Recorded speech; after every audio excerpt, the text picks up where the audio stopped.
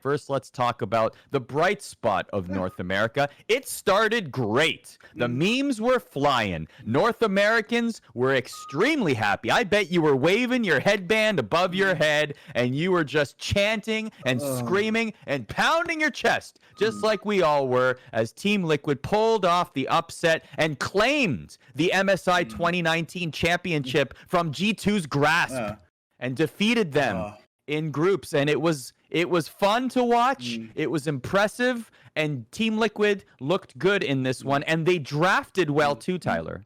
They played marvelously. They played the best game of any North American team at this tournament so far. They were so good. I really can't say enough good things about Team Liquid's game. It all started with level 1. Broxa in the jungle. It would have been very easy for Team Liquid to do what they've done in various other games, where they just let him go on his own, fend for his own, let's go to our lanes with not fall behind early. No, Team Liquid's like, we're going to fight. We are going to fight G2 3v3, and we are going to get Broxa ahead early, and we're going to enable him to take over the map on Grave.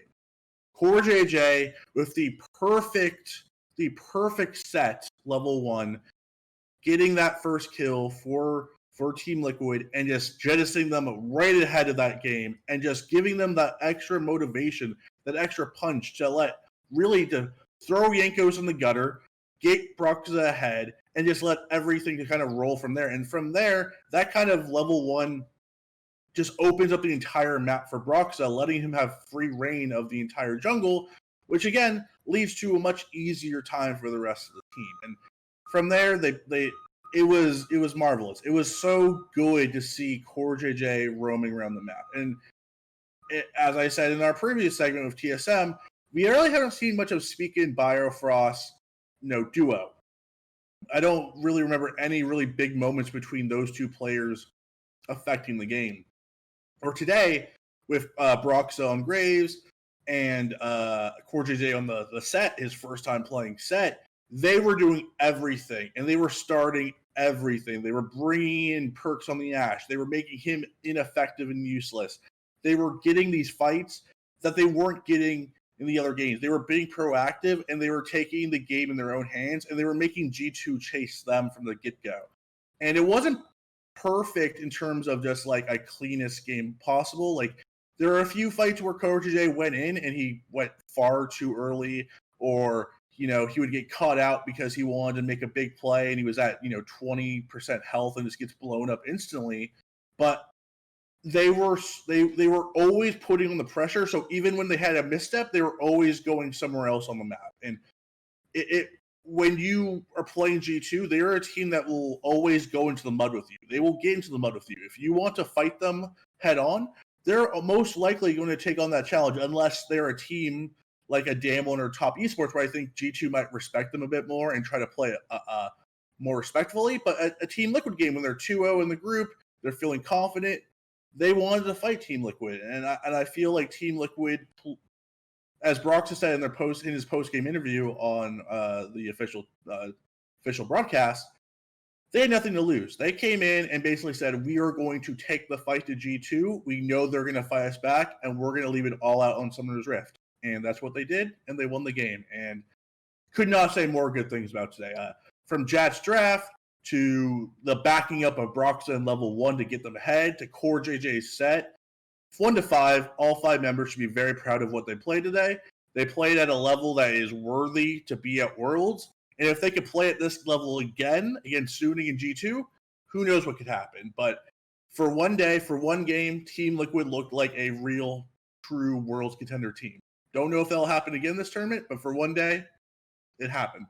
Yeah, got to give them credit. They beat a Worlds finalist. They avenged their MSI finals loss. I mean, there's a lot of good storyline in this one. And speaking of that interview on the broadcast, how relieved. Even Broxa said it. Like, when he started the interview, he was like, it just feels so different being interviewed after a win versus a loss. Like, you could see the relief on his face. So it's nice that they were able to get that weight off of their backs as they now go into week number 2. And for Team Liquid, look, I know that it wasn't the best first week for TL. We had some poor losses. Team Liquid did. I shouldn't say we.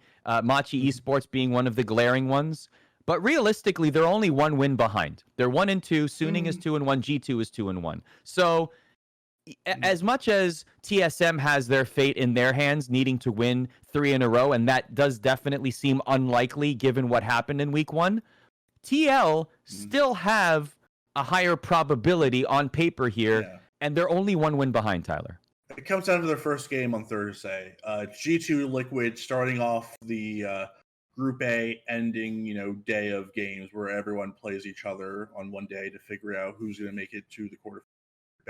First game of the day is G2 versus Team Liquid. Team Liquid could beat them again and go 2-2. G2 goes into 2-2. Team Liquid would not only tie G2, but they would have the outright tiebreaker against them if they tied. That would be so gigantic if they could beat G2 again. If they could beat G2, they are in an amazing position to get out of the group. If they lose, their probability goes down the gutter. It's a hard dive down. So that first game on Thursday is going to be almost everything. A win, and Team Liquid is riding high, and they have the momentum to make up for what they did in week 1. A loss, and it's going to be very, very difficult to make it out. So do not miss the first game on Thursday. That is the pivotal game. Absolutely. And I will say this. I have a feeling, I think many people will agree with this, that the G2 that we see on Thursday will be will at least have a different mindset than they did today. Some people would even go so far as to say that maybe they didn't take this game as seriously as they might have. I wouldn't say that. I think they got outdrafted. I mean, I think the Jace was a contentious play. I don't think the Jace comes back. But I do think I would give this a lot more credit to Team Liquid just playing extremely well. This was an extremely well-played game. It came down to that level 1. They won the level 1 off of Core JJ, who played at a world-class level as the world-class player he is. So I would give this like 90 to 10%. 90% Team Liquid played amazing, and they deserved it. 10% G2, maybe testing their limits a bit, drafting a bit of wonky stuff to test out. I don't feel any testing will happen on Thursday. I feel like they're going to go back to their Yes, it's going to have to be 100% Team Liquid. 100% Team Liquid will have to be G2 because G2 will not want to go 0-2 versus, because if they go down 0-2 to Liquid, that means if G2 loses a Suning, G2 might not make top 8. There's a very large possibility if they drop that first game to Team Liquid, they're out of the groups when they were in the pole position going today. So we are going to see G2 at 100% on Thursday.